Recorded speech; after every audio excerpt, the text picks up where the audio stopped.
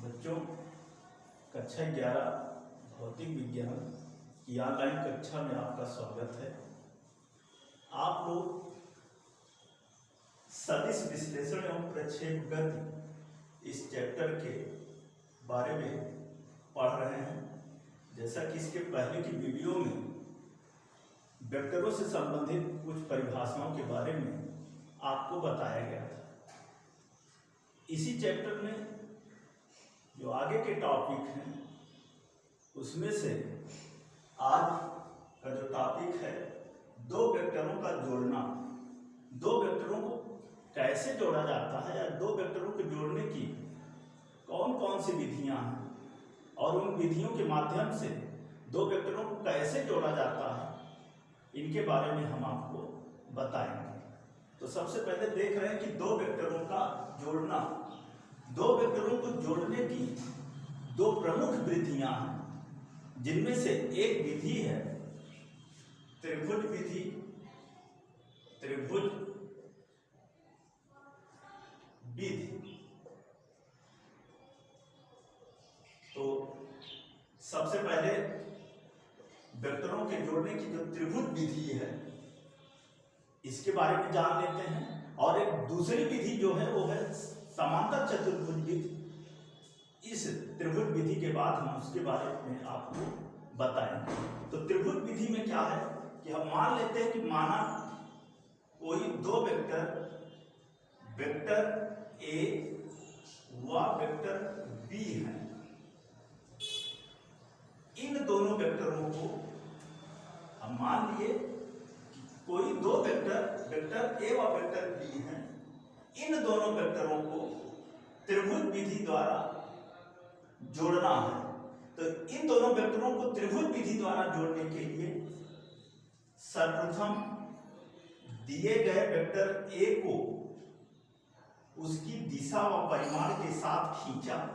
जो ये वेक्टर दिया है इसका जो परिमाण है, जो इसकी दिशा है, इसकी दिशा व परिमाण के साथ हमने वेक्टर ए खींचा।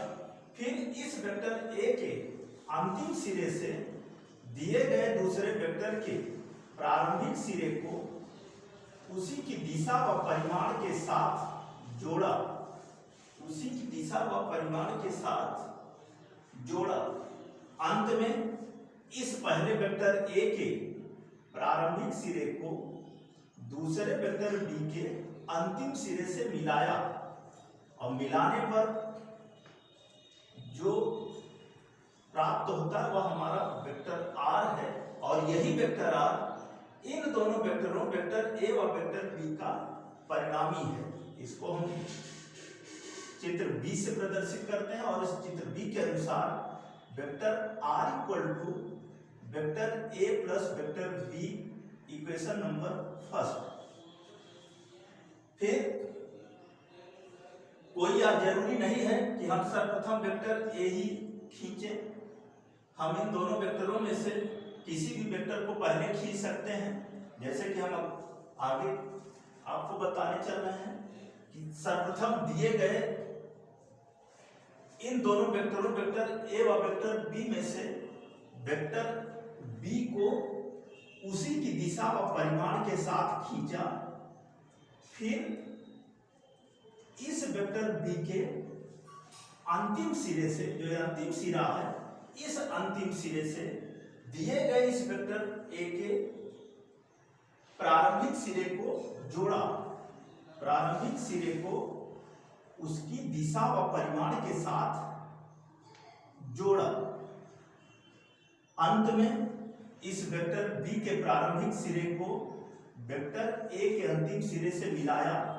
यही वेक्टर आर डैश है और इसको हम चित्र सी से प्रदर्शित करते हैं। और इस प्रकार यह वेक्टर आर डैश बराबर होगा vector B plus vector A के, इक्वेशन नंबर 2। इस चित्र बी और सी से स्पष्ट है कि वेक्टर आर और वेक्टर आर डैश दोनों परस्पर समांतर हैं और दोनों की दिशाएं जो है वो समान हैं। अतः समीकरण 1 व 2 से, समीकरण 1 व 2 से क्या हो जाएगा, हो जाएगा वेक्टर r बराबर वेक्टर r डैश अथवा vector a plus vector b बराबर vector b plus vector a, vector a plus vector b बराबर vector b plus vector a, अर्थात दो वेक्टरों का जो योग है वह क्रम विनिमय नियम का पालन करता है, अर्थात वेक्टरों को हम किसी भी क्रम में जोड़ सकते हैं, चाहे पहले a से b को जोड़े या b से a को जोड़े। तो ये था हमारा त्रिभुज विधि। अब दो वेक्टरों के जोड़ने की जो दूसरी विधि है हम उसके बारे में आपको बताने चल रहे हैं। दूसरी विधि है समांतर चतुर्भुज विधि। नंबर 2 समांतर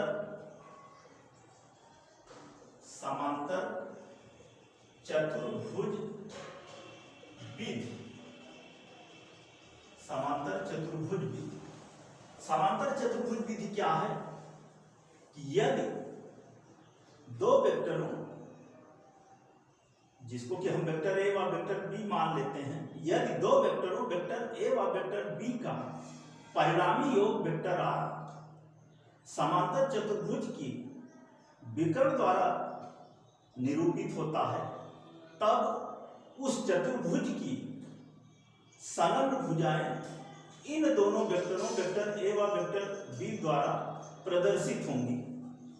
इस समांतर चतुर्भुज से दो वेक्टरों को कैसे जोड़ते हैं, इसके लिए हम चित्र ए में मान लेते हैं कि माना कोई वेक्टर a है और एक दूसरा वेक्टर b है, और इन दोनों वेक्टरों वेक्टर a व वेक्टर b को समांतर चतुर्भुज विधि द्वारा जोड़ना है।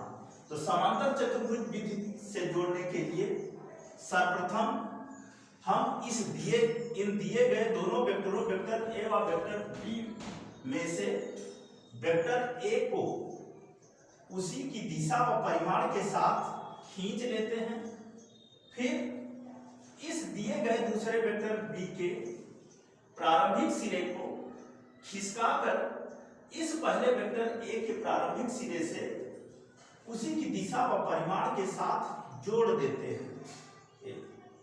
फिर एक समांतर चतुर्भुज की रचना करते हैं और इस समांतर चतुर्भुज का जो ये विकर्ण है इसको हम वेक्टर r से प्रदर्शित करते हैं, और यही वेक्टर r इन दोनों वेक्टरों वेक्टर a व वेक्टर b का परिणामी वेक्टर r है। और इस प्रकार इस समांतर चतुर्भुज को O P Q S से प्रदर्शित कर देते हैं। हमने कहा कि हम मान लेते हैं कि माना कोई दो वेक्टर है वेक्टर a व वेक्टर b, जिन्हें समांतर चतुर्भुज विधि द्वारा जोड़ना है। इसके लिए सर्वप्रथम दिए गए वेक्टर a को उसी की दिशा व परिमाण के साथ खींच लेते हैं, फिर इस वेक्टर a के प्रारंभिक सिरे से इस दिए गए दूसरे वेक्टर के प्रारंभिक सिरे को खिसकाकर इस पहले वेक्टर a के प्रारंभिक सिरे से जोड़ देते हैं, और फिर एक समांतर चतुर्भुज OPQS की रचना करते हैं। इस समांतर चतुर्भुज का जो विकर्ण R है, यही विकर्ण R इन दोनों वेक्टरों वेक्टर A व वेक्टर B का परिणामी योग है, अर्थात vector R equal to vector A plus vector B, vector R equal to vector A plus vector B। तो इस तरह से हम दो वेक्टरों को समांतर चतुर्भुज विधि से जोड़ते हैं। अब अगला टॉपिक है कि दो से अधिक वेक्टरों के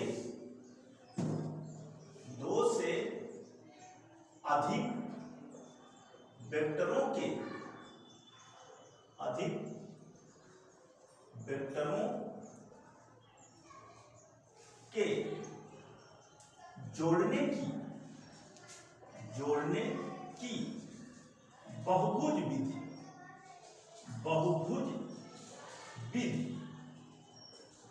दो से अधिक वेक्टरों के जोड़ने की बहुभुज विधि। अभी इसके पहले हमने आपको बताया कि अगर दो वेक्टरों को जोड़ना है तो हम कैसे जोड़ते हैं। इसके लिए हमने बताया कि इसकी दो विधियां हैं, एक त्रिभुज विधि और एक समांतर चतुर्भुज विधि।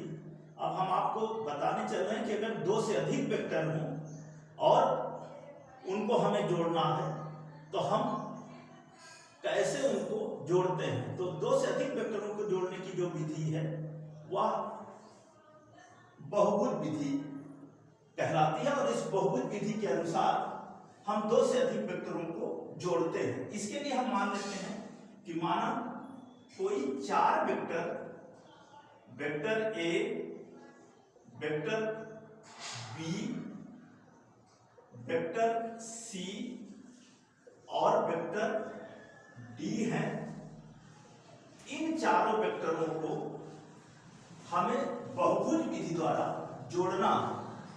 तो इन चारों वेक्टरों को बहुभुज विधि द्वारा जोड़ने के लिए सर्वप्रथम दिए गए इस वेक्टर ए को उसी की दिशा व परिमाण के साथ खींचा, फिर इस वेक्टर ए के अंतिम सिरे से दिए गए वेक्टर बी के प्रारंभिक सिरे को उसी की दिशा व परिमाण के साथ जोड़ा, फिर इस वेक्टर बी के अंतिम सिरे से दिए गए वेक्टर सी के प्रारंभिक सिरे को उसी की दिशा व परिमाण के साथ जोड़ा, फिर इस वेक्टर सी के अंतिम सिरे से दिए गए चौथे वेक्टर डी के प्रारंभिक सिरे को उसी की दिशा व परिमाण के साथ जोड़ा। अंत में पहले वेक्टर ए के प्रारंभिक सिरे को अंतिम वेक्टर डी के अंतिम सिरे से मिलाया। यही हमारा वेक्टर आर है और यह वेक्टर आर बराबर होगा वेक्टर ए धन वेक्टर बी धन वेक्टर सी धन वेक्टर डी, और इसको हम मान लेते हैं समीकरण नंबर 1। हमने कहा कि इन चारों वेक्टरों को जोड़ने के लिए सबसे पहले हमने इस दिए गए वेक्टर ए को उसी की दिशा व परिमाण के साथ खींचा, फिर इस वेक्टर ए के अंतिम सिरे से दिए गए वेक्टर बी के प्रारंभिक सिरे को उसी की दिशा व परिमाण के साथ जोड़ा, फिर इस वेक्टर सी के प्रारंभिक सिरे को वेक्टर बी के अंतिम सिरे से उसकी दिशा व परिमाण के साथ जोड़ा, फिर वेक्टर सी के अंतिम सिरे से दिए गए चौथे वेक्टर डी के प्रारंभिक सिरे को उसी की दिशा व परिमाण के साथ जोड़ा। अंत में इस पहले वेक्टर ए के प्रारंभिक सिरे को अंतिम वेक्टर डी के अंतिम सिरे से मिलाया। यही इन सभी वेक्टरों का परिणामी वेक्टर आर है और यह परिणामी वेक्टर आर वेक्टर ए धन वेक्टर बी धन वेक्टर सी धन वेक्टर डी के योग के बराबर होगा। यहाँ भी यह आवश्यक नहीं है कि हम इन सभी वेक्टरों को एक निश्चित क्रम में ही जोड़ें, हम वेक्टरों के क्रम को बदल कर भी जोड़ सकते हैं, जैसे कि हम आगे आपको बताने चल रहे हैं। इसके लिए हमने सर्वप्रथम दिए गए पहले वेक्टर ए को उसकी दिशा व परिमाण के साथ खींचा, फिर दिए गए दूसरे वेक्टर बी को ना जोड़ करके हम वेक्टर सी को जोड़ते हैं उसकी दिशा व परिमाण के साथ।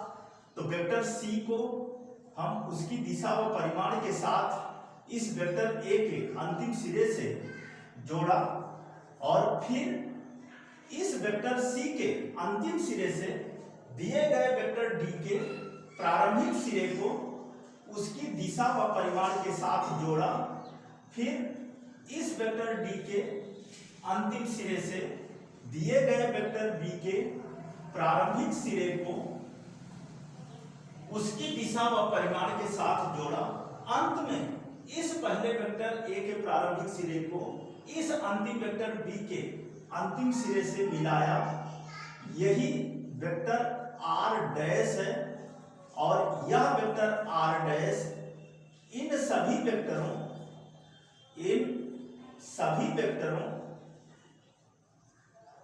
वेक्टर ए धन वेक्टर सी धन वेक्टर डी धन वेक्टर बी के योग के बराबर होगा। हमने कहा कि सब कोई जरूरी नहीं है कि हम एक निश्चित क्रम में ही जोड़ें, हम वेक्टरों के क्रम को बदल कर भी जोड़ सकते हैं। इसके लिए दिए गए वेक्टर ए को उसकी दिशा व परिमाण के साथ खींचा, फिर इस वेक्टर ए के अंतिम सिरे से दिए गए वेक्टर बी को ना जोड़ करके वेक्टर सी के प्रारंभिक सिरे को उसी की दिशा व परिमाण के साथ जोड़ा, फिर इस वेक्टर सी के अंतिम सिरे से दिए गए वेक्टर डी के प्रारंभिक सिरे को जोड़ा, फिर इस वेक्टर डी के अंतिम सिरे से दिए गए वेक्टर बी के प्रारंभिक सिरे को उसी की दिशा व परिमाण के साथ जोड़ा। अंत में इस पहले वेक्टर ए के प्रारंभिक सिरे से अंतिम वेक्टर बी के अंतिम सिरे को मिलाया। यही इन सभी वेक्टरों का परिणामी योग वेक्टर आर डैश है और यह vector R dash vector A धन वेक्टर सी धन वेक्टर डी धन वेक्टर बी के योग के बराबर होगा। चित्र बी व सी से स्पष्ट है कि वेक्टर आर और वेक्टर आर डैश ये दोनों परस्पर समांतर हैं और इनकी दिशाएं भी समान हैं। अतः समीकरण 1 व 2 से हो जाएगा vector R equal to vector R dash अथवा vector A plus vector B plus vector C plus vector D बराबर vector A plus vector C plus vector D plus vector B, अर्थात 2 से अधिक वेक्टरों का जो वेक्टर योग है वह साहचर्य नियम का पालन करता है। तो बच्चों, आज की वीडियो में हमने आपको 2 वेक्टरों के जोड़ने की विधि बताई और 2 से अधिक वेक्टरों को जोड़ने की विधि बताई। इस चैप्टर के और जो शेष टॉपिक हैं हम उसको आपको अगली वीडियो में बताएंगे। धन्यवाद।